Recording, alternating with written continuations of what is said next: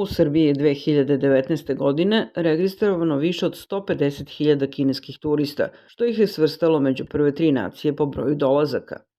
Srbija, kao jedina država u regionu koja je od Kine dobila preporuku za grupna putovanja, spremna je da ponovo dočeka veći broj gostiju iz te zemlje.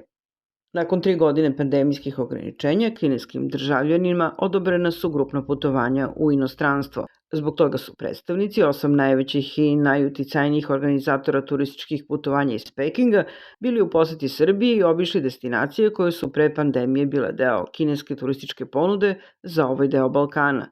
Direktorka turističke organizacije Srbije Marija Labović rekla je da se kineski turisti ne zadržavaju dugo na jednom mestu jer vole da obiđu više destinacija.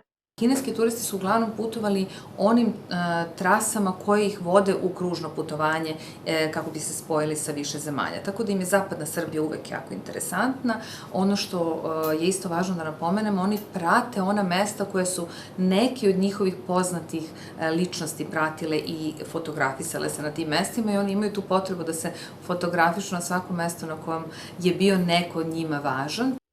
Tur operator iz Kine Chen Bin Chao, vlasnica agencije U2 International, potvrdila je da su njenim sugrađanima najzanimljivije destinacije u zapadnoj Srbiji.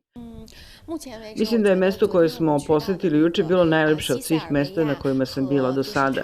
U pitanju je zapadna Srbija i deo koji je uz Bosnu, pogotovo nacionalni park Tara i Vidikovac Banjska stena na Tari. Kako je navela, ranije Srbiju preporučivala uglavnom starijim klijentima.